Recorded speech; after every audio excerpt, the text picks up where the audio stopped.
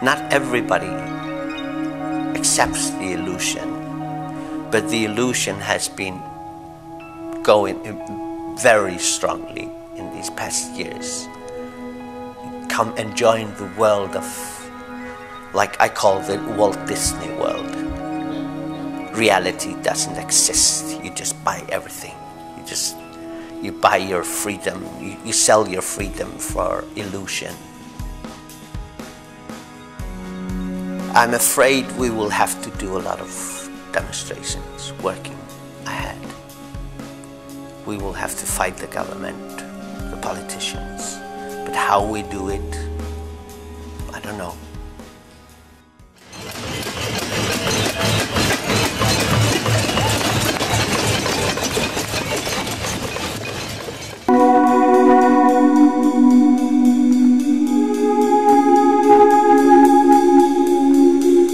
What shocked us, like in the beginning of October, I think it was like on a Monday, the Prime Minister came at 4 o'clock in the afternoon, and everybody knew he was going to address the nation.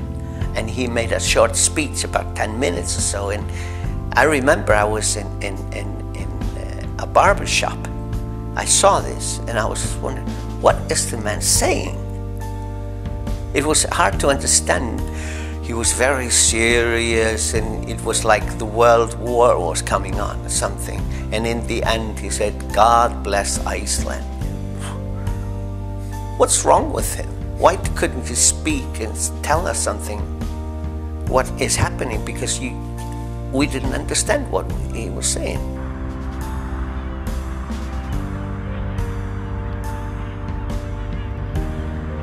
La situazione attuale è che non sappiamo qual è la situazione attuale. Eravamo fra i paesi più poveri 120 anni fa. Verso 2000 eravamo fra i più ricchi, e questo era prima della bolla finanziaria. Eravamo già nel gruppo dei 5-10 paesi più ricchi del mondo.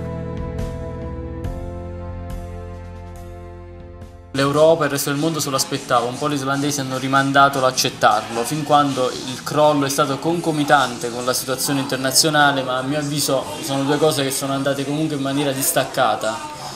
Questo ha fatto sì però che tutto si accelerasse con la crisi internazionale. Il tutto in genere qui si è causato fondamentalmente per una questione di prestiti, di flussi monetari discretamente alti, si aggiravano tra il 16 e il 20%, e soprattutto in cambio di una leggerezza burocratica. Qui era semplice spostare capitali, era semplice farli fruttare, le banche erano veloci nel ridarli indietro, diciamo, ed tutto funzionava in una maniera egregia, quindi grandissimi capitali sono entrati in questo periodo nell'isola. Il nostro sistema finanziario è crollato perché la gente che ha comprato le banche quando sono state nazionalizzate, quando lo Stato li ha vendute verso 2000, ha preso tutti questi soldi, li ha spesi e li ha messi via da qualche parte. Il problema che la comunità internazionale poneva era quello che l'avviso che loro ponevano era che stesse entrando troppo capitale in Islanda, quindi il timore che si è avuto nei mesi precedenti la crisi era che l'Islanda non avesse più il modo di ridare indietro nei tempi dovuti questi capitali, ed è esattamente quello che è accaduto. Quindi diciamo, con le prime avvisaglie della crisi i settori internazionali hanno iniziato a bloccare gli investimenti o a ritirare i capitali che erano in scadenza, quindi l'isola si è trovata all'improvviso come una bolla che si sgonfia, con grandissimi investimenti fatti, con un running economico davvero enorme, ma senza più le basi. Si pensi che qui era tutto basato sul sistema del credito, di cui si iniziano a prendere i primi prestiti, per tradizione già quando ci si iscrive all'università, c'è un prestito statale che viene dato agli studenti e che verrà ridato indietro, credo circa 3 anni dopo che si inizia a lavorare, con tassi vantaggiosi, ma comunque rimangono prestiti. In Iceland, everything you want, you go to the store, you sign a paper and you take things home. This is something wrong.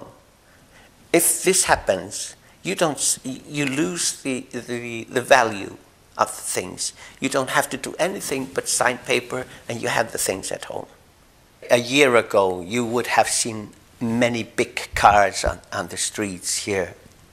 You don't see them so much. They are all back. The bank have taken them all. People didn't own them. The banks owned them. There were so many people that were really kind of pushed into getting millions and millions on loans. The bank was really into getting people and to make you owe them, to get your money, to get you, like a spider getting you into their web. Sono forse 20, al massimo 30 persone, quasi tutti maschi, che prima erano l'orgoglio del paese perché andavano in giro, compravano delle aziende in Inghilterra, in Danimarca, perfino in Russia, in Norvegia, in America, in Germania, in Francia. Andavano dappertutto a comprare delle aziende, eravamo, sai, grandi, i nostri vichinghi. E poi è cambiato così, che sono persone non grate, non possono farsi vedere per strada, saranno sputtati. A group of people spent the money, made us responsible for everything, and we cannot just blame them. We were sleeping. We did not. We accepted this instead of standing up and saying, look, this is something wrong.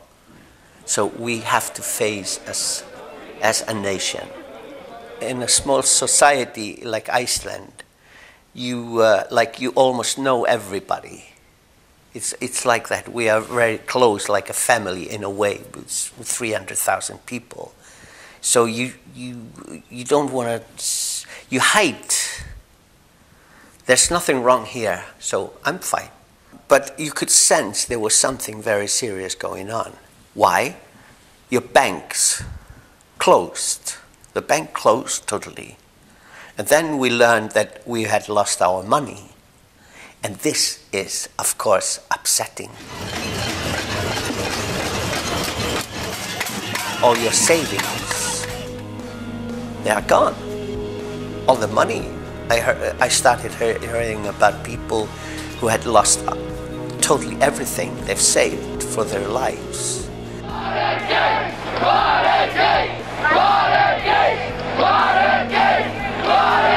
So little by little, people started like open up about this, and you saw angry people.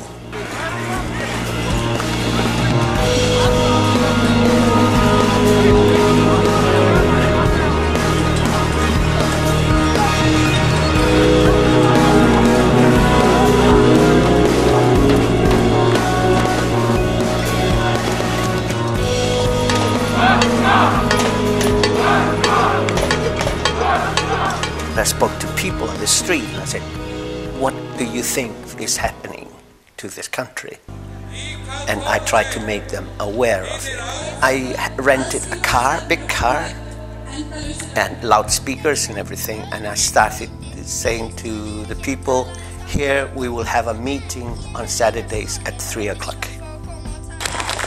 This is what I did for Iceland, or for Icelanders. They are not used to protest. And I spoke to artists and intellectuals and people who, and asked them to come and make speeches about the situation and try to share the view on the situation. Can we do something? What can we do? And I went around and asked people, what is it you want?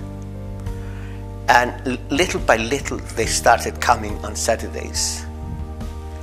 And I went on from 11th of October until the, I think it was the 14th of March, like for 5.5 months, every week. We held meetings, discussions, and we made these 4 demands. We wanted the government to resign, the board of the National Bank to resign, and we wanted new elections, and we wanted the board of the Money Supervisory Authority to resign as well. The government in Iceland, they like the kind of said, you don't exist. We are the government. We are the politicians. We rule. Until the media started to recognize him, because once you have 10,000 people, 5,000 people, week after week, you cannot ignore this. I found out, okay, now I know what we will do. When the government, the parliament goes on holidays during Christmas for a month. So I asked the people on the very day when the parliament came back, that was on the 20th of January, I asked them to bring all the instruments they had, like pots and pans, and just to make noises and start rehearsing there, sing and be happy, but always peaceful, do it peacefully. That was always what I said in every meeting, we do this peacefully. No violence.